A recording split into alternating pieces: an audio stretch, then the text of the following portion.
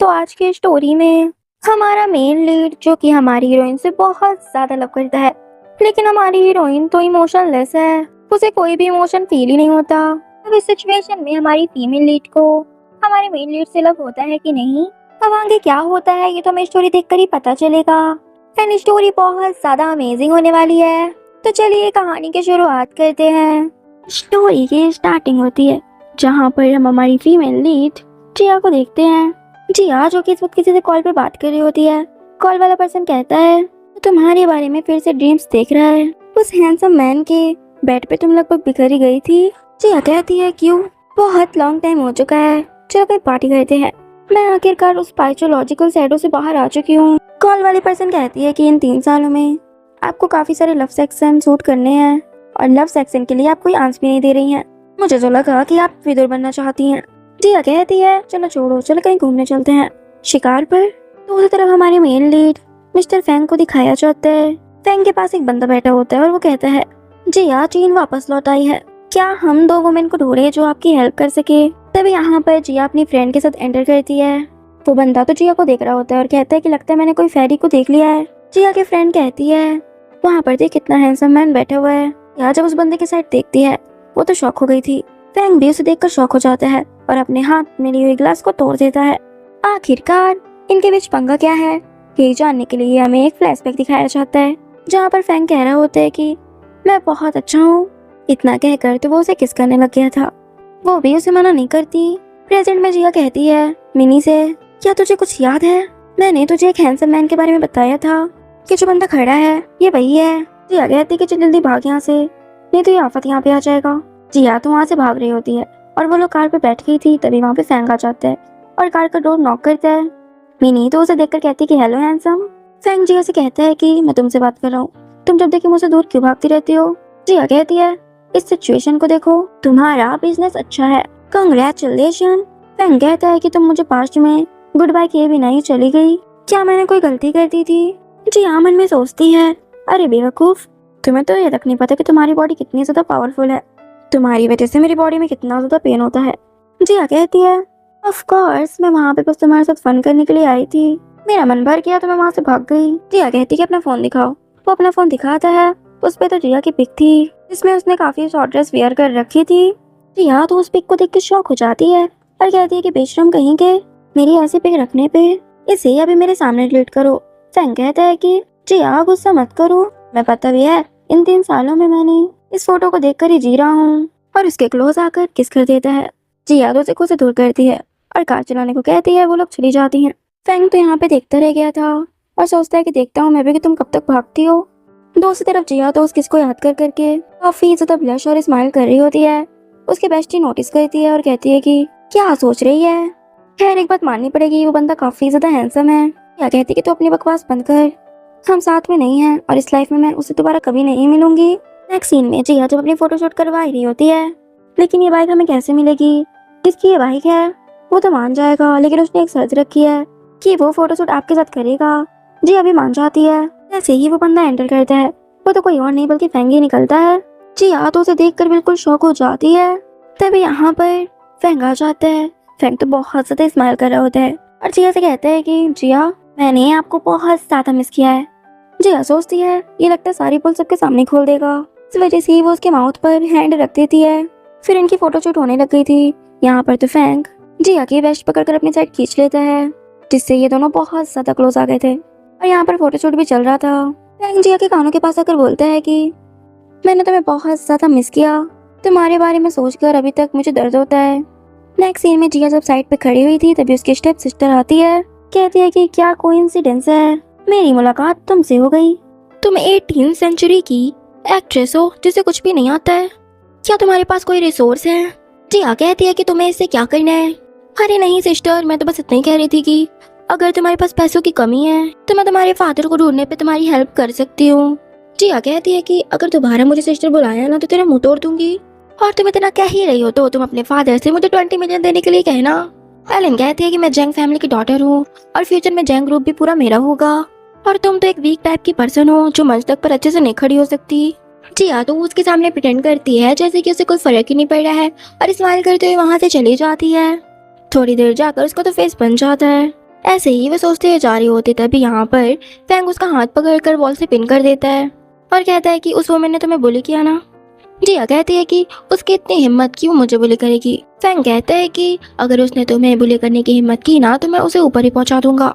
जिया कहती है कि ये मेरा मैटर है, इससे तुम्हारा कोई भी लेना देना नहीं है। मैं एक बार फिर से तुमसे कह रही हूँ कि हमारे बीच जो भी रिलेशन था 3 साल पहले ही खत्म हो चुका है। यहाँ पर तो फैंग उसके हैंड को अपने चेस्ट पे रख लेता है और कहता है कि अब बोलो। वो ऐसे ही उसका हाथ रखी हुई थी तभी वहाँ पास एक बंदी आ जाती है और कहती है कि तुम लोग क्या कर रहे हो। जिया तो एक्सक्यूज दे देती है और कहती है कि उसकी चोट लग गई थी ना तो मैं देख रही थी। वो बंदी कहती है कि अभी टैक्सी वगैरह कुछ भी नहीं आई है तो आप मिस्टर फैंग के साथ ही चले जाइएगा। फैंग तो यहाँ पे स्माइल कर रहा होता है और बाइक पे बैठकर कहता है कि आओ बैठ जाओ। यार यहाँ पर वो बैठ जाती है, सीन कट होता है यहाँ से। यहाँ पर तो जिया को उसकी ग्रैंडपा ने कॉल की हुई थी और कहती है कि तुमने न्यूज़ नहीं देखी, तुम्हारी कितनी तेज वायरल हो रही है। जिया कहती है कि माफ़ करना ग्रैंडमा, ऐसे र्यूमर्स तो उड़ती रहती है ना। फिर वो दूसरा कॉल मैनेजर को करती है और कहती है कि क्या चल रहा है। मैनेजर कहते हैं कि मिस्टर फैंग के साथ फोटोशूट की वजह से तुम्हारी और भी पॉपुलैरिटी बढ़ रही है। जिया सोचती है कि मैं जल्द ही एलन को हरा पाऊंगी। तभी जिया को एक मैसेज आता है जहाँ पर फैंग ने उसे मैसेज भेजा हुआ था कि 3 साल पहले मेरा फर्स्ट टाइम था। साइड पर जिया की असिस्टेंट भी खड़ी हुई थी और कहती है कि कौन सा फर्स्ट टाइम। जिया तो यहाँ पर एक्सक्यूज देने लग गई थी कि वो ऐसे ही है, लेकिन वो कहती है कि मुझे बेवकूफ़ मत बनाओ, मैंने सब कुछ सुन लिया है। असिस्टेंट कहती है कि मेरी बात ध्यान से सुनो, एक एक्ट्रेस को और आइडल को रोमांस और रिलेशनशिप में जाने की अनुमति नहीं होती है। नेक्स्ट सीन में जिया मीनी के साथ बार पे आई हुई थी और यहाँ पर मेल मॉडल्स की पिक्स ले रही होती है। तभी वहाँ पर फैंग आ जाता है। यहाँ पर तो जिया को मेल मॉडल के साथ देखकर बहुत ज़्यादा जेलस हो गया था और बार के ऑनर से कहता है कि यहाँ की सारी लाइट्स कट कर दो। जिया और उसकी फ्रेंड कहती है कि आखिरकार क्या हो गया, यहाँ पे लाइट क्यों चली गई है। फिर यहाँ पर तो वो जिया के पास ही आ गया था और कहते कि तुमने स्क्रिप्ट बहुत अच्छी तरीके से पढ़ी है, क्या तुम मेरे दिए गए पेन को बर्दाश्त कर पाओगी, क्योंकि मैं तुमसे बहुत ज़्यादा लव करता हूँ। तुम झूठ तो मुझसे बिल्कुल भी मत बोलना, आखिरकार तुम क्या देखना पसंद करती हो वो सारी चीज़ें मेरे पास ऑलरेडी है। जिया कहती है कि तुम्हें देखना काफ़ी अच्छा है, लेकिन मैंने तुम्हें 3 साल पहले देख चुका है, अब मेरा तुम पर इंटरेस्ट नहीं है, अब मैं कुछ नया देखना चाहती हूँ। अब फैंग को भी गुस्सा आ जाता है और वो कहता है ठीक है फिर मैं तुम्हें सेटिस्फाइड करूंगा। वहाँ पर सामने खड़े होकर वो अपनी शर्ट उतार देता है। यहाँ पर तो जिया चारों तरफ देखकर उसके पास भाग के जाती है और उसे कोट से कवर करती है, चिल्लाते हुए कहती है कि क्या तुम्हें पता है कि तुम अभी क्या कर रहे थे। यहाँ पे फैंग कहता है कि मैं अपनी पूरी कोशिश कर रहा था ताकि मेरी गर्लफ्रेंड केवल मुझसे चिपकी रहे। फिर जिया तो उसका हैंड पकड़कर बाहर ले जाती है। वहाँ पास वही बंदा खड़ा था और वो सोचता है मैंने क्या मिस कर दिया, लगता है यहाँ पर अच्छा ड्रामा चल रहा था। फैंग यहाँ पर किसी को मैसेज कर देता है कि मेरा घर बिकने में मदद करो। जब वो जिया घर आ जाता है और कहता है कि मेरा घर बिक गया, क्या मैं आज रात सड़कों पर सोऊंगा, तुम मुझे थोड़ी देर के लिए अपने घर पे नहीं रख सकती। जिया कहते हैं ठीक है फिर तुम यहाँ पे बाहर सोओगे और मैं रूम में।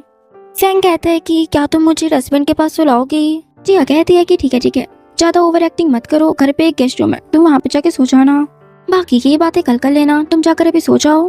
फैंग कहता है कि थैंक यू सो मच मेरी परवाह करने के लिए। बाद में जिया नाइटी पहनकर घर पे घूम रही होती है और पानी पीने के लिए जा रही थी। तभी वहाँ पे फैंग आ जाता है और उसे देखते रह जाता है। जिया तो बहुत ज्यादा नर्वस हो जाती है और सोचती है कि मैं भूल कैसे सकती हूँ कि मेरे घर पे एक मैन है और मैं ऐसे ही मुंह उठाकर घूम रही हूँ। जिया कहती है तुम मुझे ऐसे घूर घूर के क्यों देख रहे हो, क्या तुमने मुझे पहले कभी नहीं देखा। फैंग कहता है कि तुम भी सही कह रही हो, कहो तो तुम्हारी क्लोज उतारने में तुम्हारी हेल्प कर दूं।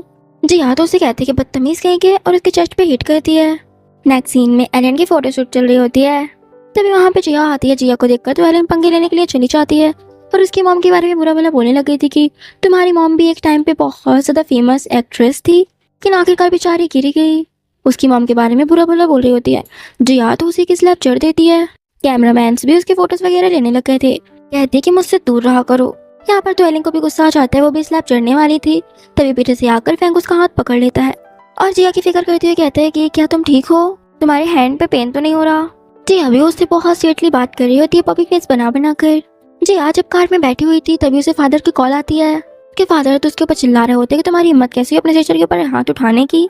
जिया तो कॉल ही कट कर देती है। यहाँ पे फैंग कहते हैं कि क्या तुम सैड हो।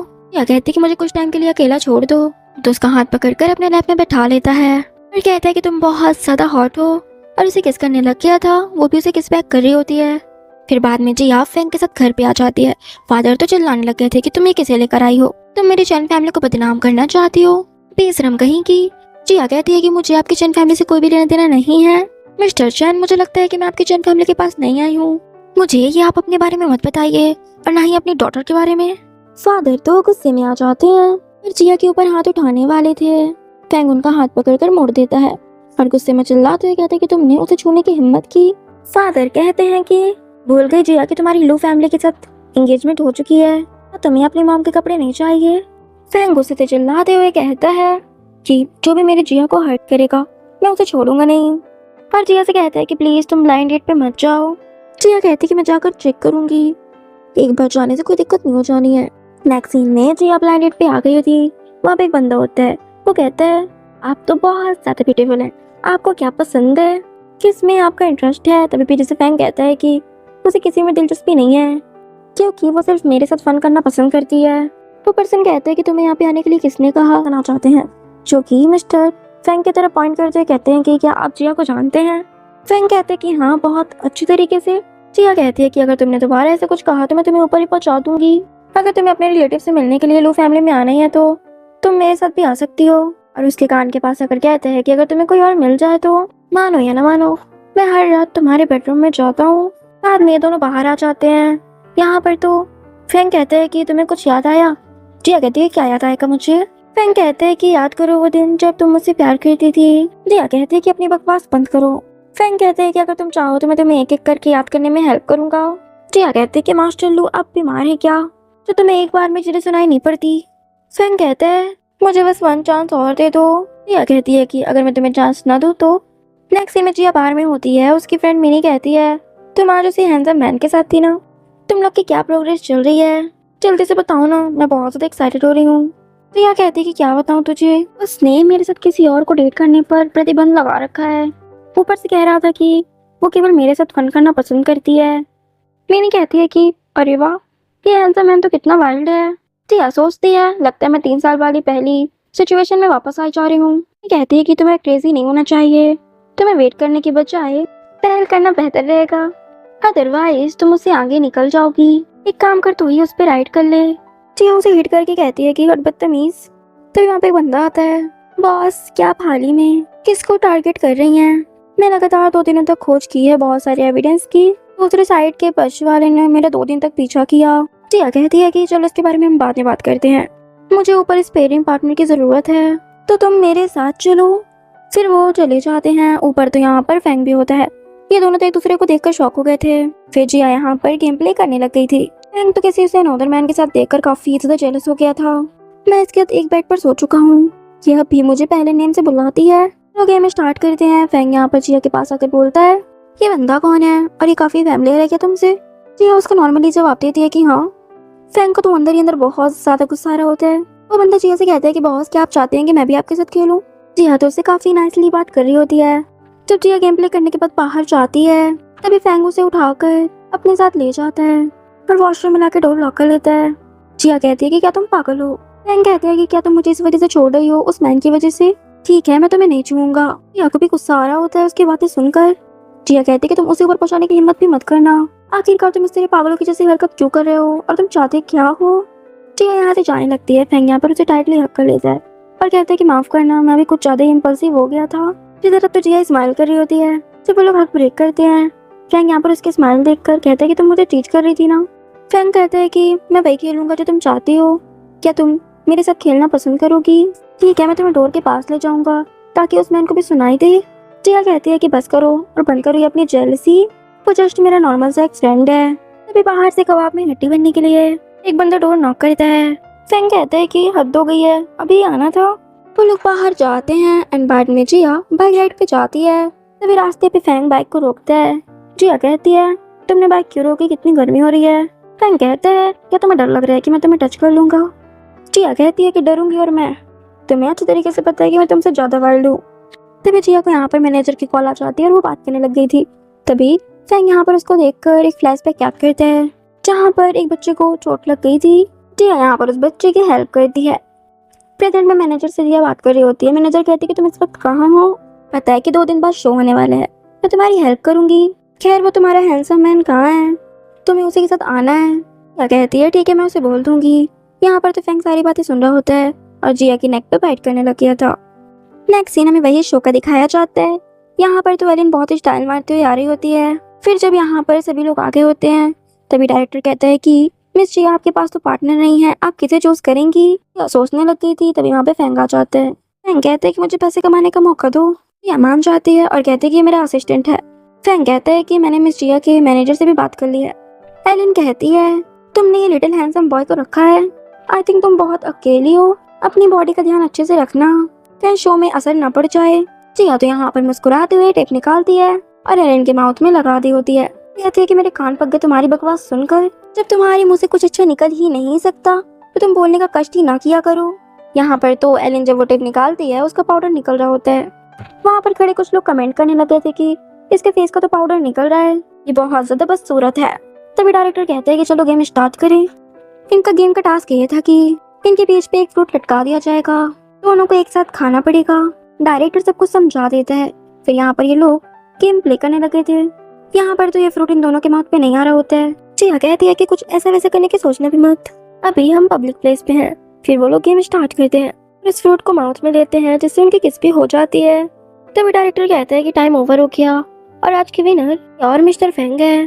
ये सब कुछ तो एलिन देखकर बहुत ज्यादा जेलस हो रही होती है। तभी यहाँ पर डायरेक्टर कहता है कि आज का एक और टास्क है, सारे पार्टनर्स को एक ही रूम पे रहना होगा।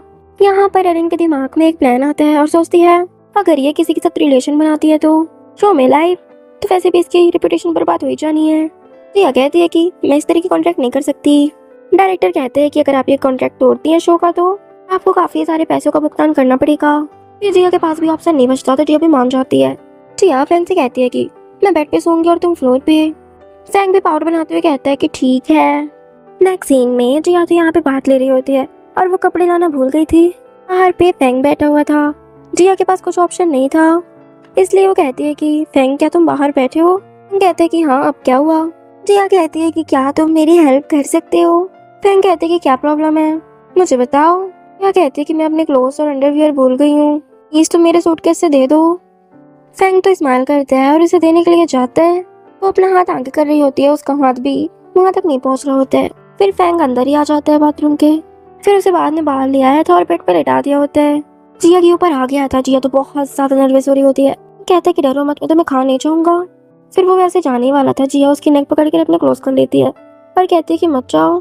जिया उसकी मुंडी पकड़ उसे किस करने लग गई थी। कहते हैं कि मैं कंट्रोल करने की कोशिश करता हूँ लेकिन तुम मुझे फिर से प्रवोक कर रही हो, अब मुझसे कंट्रोल नहीं होगा। और उसके क्लोज आने लग गया था। तभी डोर पे बहुत सारे रिपोर्टर्स आ जाते हैं। सभी रिपोर्टर्स को एलिन ने लेकर लाया हुआ था। ये सारा एलिन का प्लान था जिया को फंसाने के लिए। यहाँ पर सभी लोग गॉसिपिंग करने लगे थे कि अंदर क्या चल रहा होगा। तभी फैंग डोर को ओपन करता है। सभी लोग जिया के बारे में पूछने लग गए थे। फैंग कहते कि जिया सो गई है। एलिन कहती है कि ये कैसे पॉसिबल है। सभी ने कैमरेस में देखा कि तुम उसके क्लोज उसको देने के लिए गए थे, इसके बाद कैमरास बंद हो गए। खैर एलिन फैंग को धक्का देकर अंदर चली जाती है। अंदर तो जिया बैठी हुई थी और कह रही होती कि हाय। एलिन सोचती है ये कैसे पॉसिबल हो सकता है। जिया कहती है कि बेशरम कहीं की तूने फिर से मुझ पर चाल चलने की कोशिश की। उसकी नेक पकड़ लेती है। एलिन कहती है कि तुम क्या करने की कोशिश कर रही हो, बाहर बहुत सारे लोग देख रहे हैं। जिया उसे धक्का दे देती है जिससे वो नीचे गिर जाती है। एलिन कहती है कि क्या तुम पागल पागल हो गई हो, तुम मुझे बदनाम करना चाहती थी ना। तभी फैंग आता है और उसे मेडिसिन देता है। वो मेडिसिन निकाल कर एलिन को खिला देती है और कहती है कि अब देखो तुम्हारे साथ क्या होगा। यहाँ पर फिर एलिन वहाँ से चली जाती है। जिया की तबीयत खराब होने लग गई थी। फैंग यहाँ पर उसे बेड पर लटा देता है और जिया के क्लोज आने लग गया था। जिया तो बहुत ज्यादा शाई हो रही होती है और उसे खुद से दूर करने की कोशिश करती है। फैंग कहते हैं कि अब तुम मुझसे ऐसे बिहेव मत करो। फर्स्टली तुम्ही ने मुझे किस की थी और फिर से मुझे टच किया। इस बार तुमने लिमिट क्रॉस की है। मुझे लगता है कि इस बार मैं खुद को कंट्रोल नहीं कर पाऊंगा। दूसरी तरफ एलिन तो यहाँ पर बिल्कुल नशे में हो गई थी और जल्दी जल्दी एक बंदे के रूम में घुस जाती है और फोर्सफुली से किस करने लग गई थी। उसे किस करते देख वो बंदा भी उसे किस बैक करने लग गया था। यहाँ पर ये लोग इंटीमेट हो जाते हैं। नेक्स्ट सीन में जिया बॉडी मसाज के लिए जाती है और उसकी फ्रेंड भी गई थी। जिया की बॉडी और नेक पे बहुत सारे लव बाइट थे। मिनी कहती है कि इसका मतलब तुम दोनों सच में एक दूसरे के साथ हो। जिया कहती है कि असल में मुझे लगता है कि फैंग एक अच्छा व्यक्ति है। मिनी कहती है कि क्या तुम उसे पसंद करती हो। जिया कहती है कि नहीं, मैं उसे पसंद नहीं कर सकती। तुम्हें तो पता है कि मैं इमोशनलेस हूँ, मुझे कोई इमोशन किसी के लिए फील ही नहीं होते। मिनी कहती है कि हाँ, तुम्हें तो इमोशनल डिसऑर्डर है। क्या ये अभी भी सीरियस है। जिया कहती है कि मैं किसी को पसंद करने के बारे में कैसे बोल सकती हूँ, हालांकि मैं उसे वास्तव में बहुत ज्यादा पसंद करती हूँ और मैं उसे पसंद करना चाहती भी हूँ, लेकिन ये इस लाइफ में पॉसिबल नहीं है शायद। मैंने कहती है कि तुम डॉक्टर के पास क्यों नहीं जाती, मैं भी तुम्हारे साथ चलूंगी। तो उस तरफ एलन की न्यूज़ भी वायरल हो गई थी और उसकी पूरी वीडियो ही निकल गई थी। 2 मिनट इसी बारे में बात कर रही होती हैं और एलन की वीडियो देख रही थी। फिर इसे फादर भी देख लेते हैं। फादर को वो वीडियो देखकर तो हार्ट अटैक ही आने लग गया था। तभी वहाँ पे एलन आती है। फादर कहते हैं कि निकल जाओ यहाँ से। एलन कहते हैं कि मेरी एक्सप्लेनेशन तो सुन लीजिए। फादर तो उसे एक स्लैप छोड़ देते हैं। मैं तुम्हारी मैरिज लो फैमिली में कराना चाहता था, लेकिन तुम तो इतनी बेशरम हो, तुमने तो मेरी नाक ही कटा दी। एलन कहती है कि ये सब इसलिए हुआ क्योंकि वो जिया ने मुझे कोई मेडिसिन खिला दी थी। फादर कहते हैं कि क्या जिया ने? फिर वो जिया को कॉल करते हैं। फिर कहते हैं कि तुम कितनी बेशरम हो, तुम्हें शर्म नहीं आती अपनी बहन को फंसाते हुए। तभी एलन गुस्से में फोन छीन लेती है और कहती है कि तुम्हें भी उस दिन अपनी मॉम के साथ होना चाहिए था, तुम भी ऊपर चली जाती। जिया कहती है कि तुम लोगों ने मेरी मॉम को ऊपर पहुंचा दिया है। एलन तो सारे राज खोले दे रही थी। फादर उसे फोन वापस से छीन लेते हैं और उनकी तबीयत तो खराब ही होने लग गई थी। फिर यही सच जानने के लिए जिया अपनी ग्रैंडमा को कॉल करती है। जिया कहती है कि ग्रैंडमा, मुझे जानना है कि मेरी मॉम की डेथ कैसे हुई। ग्रैंडमा कहती है कि तुम्हारी मॉम आधी रात को एक बिल्डिंग से कूद गई थी और इस इंडस्ट्री में बहुत ज्यादा कॉम्प्लिकेशन है, इस वजह से तुम्हारी मॉम ये प्रेशर झेल नहीं पाई और उन्होंने सुसाइड कर ली।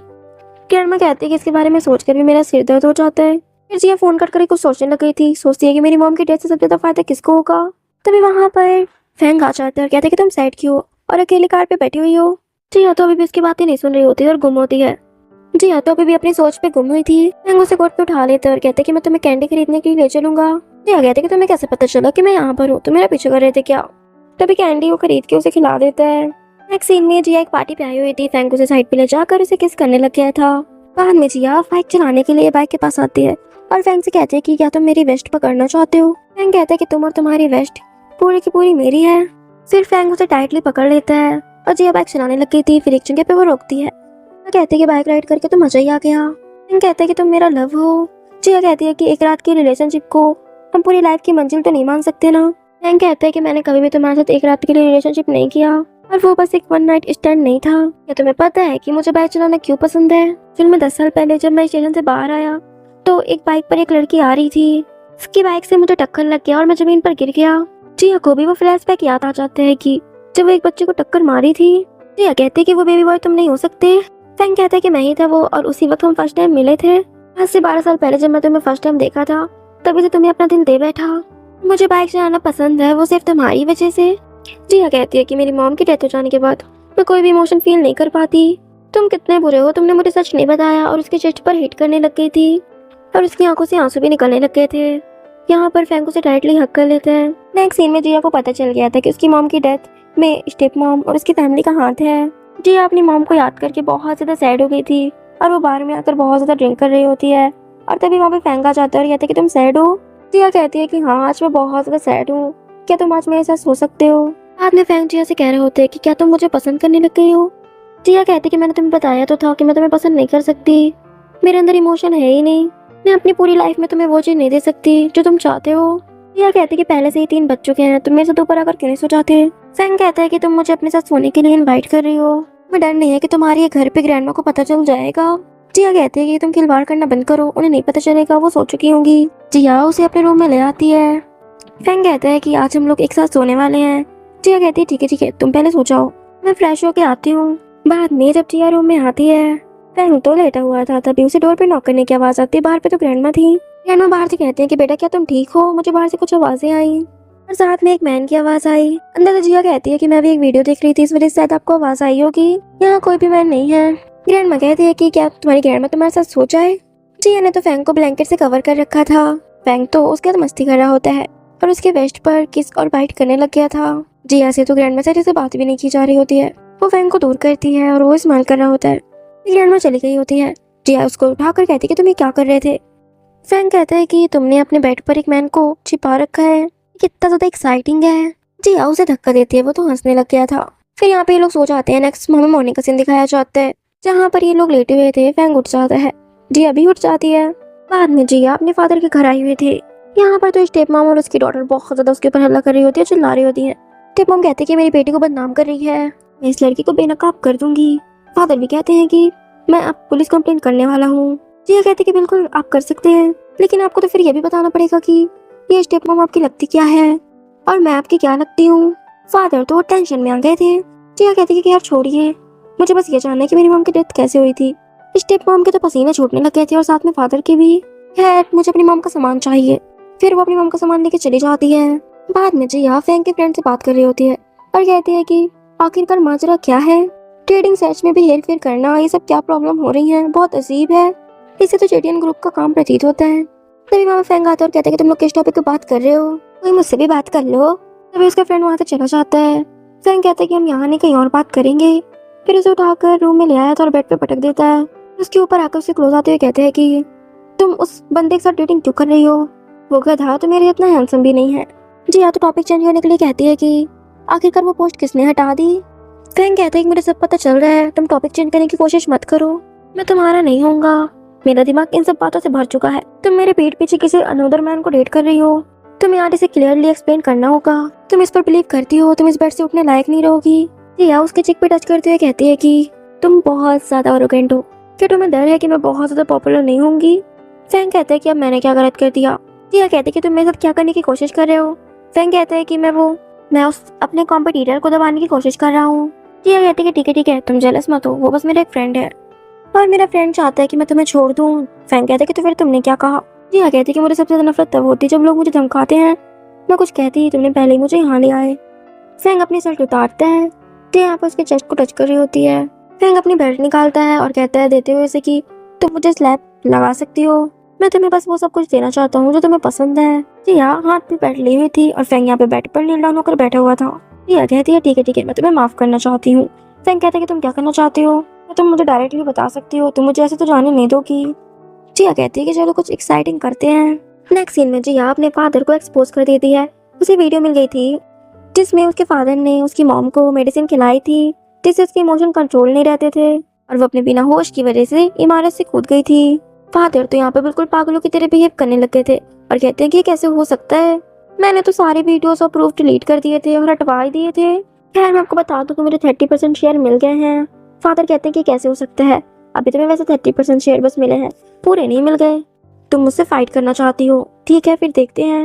नेक्स्ट सीन में फादर बोर्ड मीटिंग में जाते हैं। यहाँ पर तो सभी इन्वेस्टर फादर की बेइज्जती करने लगे थे और कहते हैं कि आप अभी भी इस बोर्ड मीटिंग में आने के साहस कर रहे हैं, हिम्मत कर रहे हैं, पता नहीं कहाँ से लोग आ जाते हैं।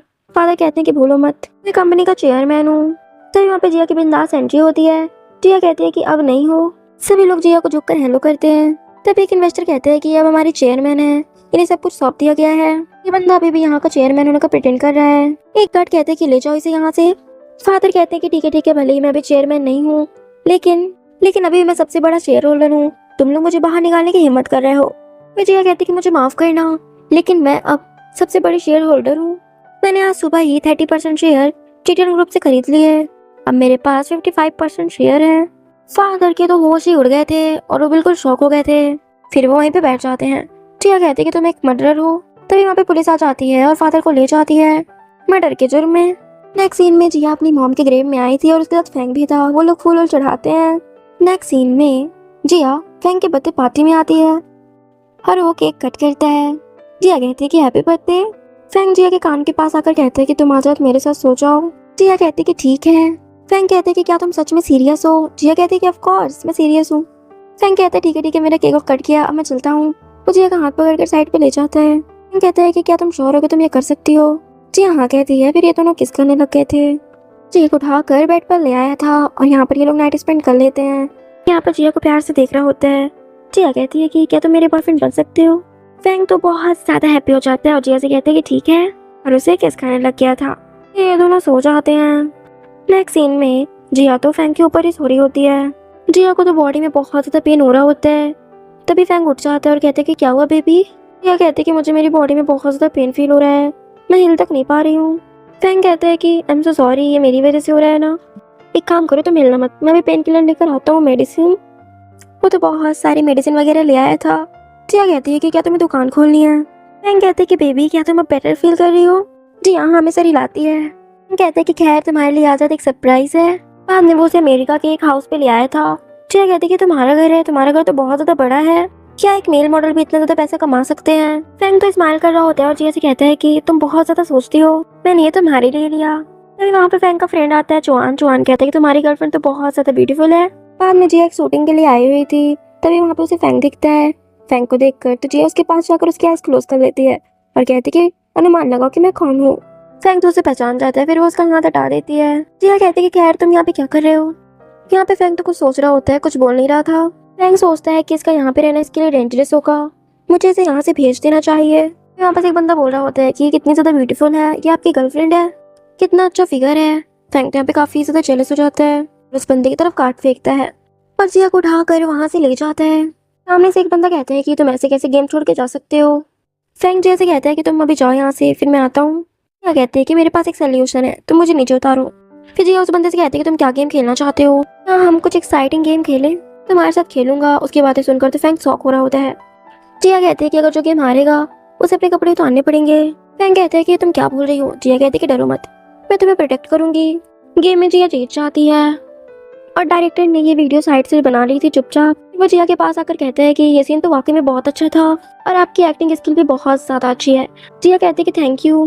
फैंग कहते हैं कि क्या यहाँ पर फिल्म की शूटिंग चल रही थी। डायरेक्टर कहता है कि हाँ, शूटिंग चल रही थी। जिया इतना कहकर वहाँ से तो चली जाती है। चुआन फैंग से कहता है कि सिस्टर इन लॉ तो वाकई में बहुत ज्यादा अच्छी एक्ट्रेस है। बाद में जिया बाहर आ जाती है, उसके पीछे फैंग भी आ गया था। यहाँ तो उसे किस करने लगी थी, वो भी उसे किस बैक करता है। बाद में फैंग उसे बाइक से एक प्लेस पे ले आया था और बाइक पे ही उसकी तरफ घूम के बैठ जाता है, उसकी वेस्ट पकड़कर खुद के क्लोज करता है। जिया कहते हैं क्या तुम थोड़ा सा खुद पे कंट्रोल कर सकते हो, मैं बाइक से उतर रही हूँ। फैंग तो उसे कसकर पकड़ लेता है, मुझे डर है कि तुम बाइक से गिर जाओगी। फिर ये दोनों यहीं पे किस करने लग गए थे। बाद में जिया हॉस्पिटल आई हुई थी, उसे काफी ज्यादा प्रॉब्लम्स हो रही होती है। डॉक्टर उसको चेक करके कहते हैं कि आप बहुत ज्यादा सीरियस हैं, आपको इमोशनलेस डिसऑर्डर है। जिया कहती है कि मुझे पता है कि मुझे एक डिजीज है, लेकिन फैंग मेरी मेडिसिन है। डॉक्टर कहते हैं कि क्या वो जानता है इस बारे में। जिया कहती है कि नहीं, मैं उसे नहीं बताऊंगी क्योंकि मेरा प्यार उससे बेहतर है।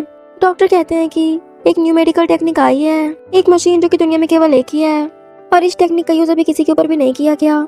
इसके अलावा हमारे पास कोई भी ऑप्शन नहीं है। ऑपरेशन होने लगता है, फैंग भी वहाँ पे आ जाता है। फैंग तो जिया के लिए बहुत ज्यादा वरीड हो रहा होता है कि जिया बस ठीक हो जाए। फिर वहाँ पे डॉक्टर आ जाते हैं, वही वाला, वो बहुत ज्यादा नर्वस था। तो उस डॉक्टर का कॉलर पकड़ लेता है, कहता है कि तुमने ये सब क्यों किया, तुमने उसे ऐसा करने की अनुमति क्यों दी, तुम्हें पता नहीं कि कितना ज्यादा डेंजरस है। डॉक्टर भी अब गुस्से में आ जाता है, कहता है कि आपको लगता है कि मैं क्या चाहता हूँ। उसने मुझसे पूछा था, उसने कहा था कि वो आपको निर्दोष प्यार करती है, वो तुमसे बहुत ज्यादा प्यार करती है, इसी वजह से वो इतनी ज्यादा सीरियस हो गई। मैं सचमुच तुमसे जेलस हूँ, मैं जिया को लॉन्ग टाइम से जानता हूँ। यहाँ पे फैंग सोचता है उसे देखते हुए, तुमने ऐसा क्यों किया जिया, तुम अपनी जिंदगी से खेलने के लिए यहाँ आ गई, तुम हमेशा मुझे पागल कहती हो, तुम असल में तो मुझसे भी ज्यादा पागल हो। कहते हैं कि डॉक्टर ऑपरेशन सक्सेसफुल होने के कितने चांसेस हैं। डॉक्टर कहते हैं कि अभी कुछ नहीं कहा जा सकता। डॉक्टर कहते हैं कि जब उसको होश आता है तभी कुछ कहा जा सकता है। बाद में फैंग जिया के पास बैठा हुआ था, जिया तो अभी भी होश थी। फैंग तो उससे बातें कर रहा होता है, कहते हैं कि तुम कब तक इस तरह नाटक करोगी, तुम बहुत ज्यादा आजकल नॉटी हो गई हो, अपनी आंखें क्यों नहीं खोल रही, और बहुत ज्यादा रो भी रहा होता है।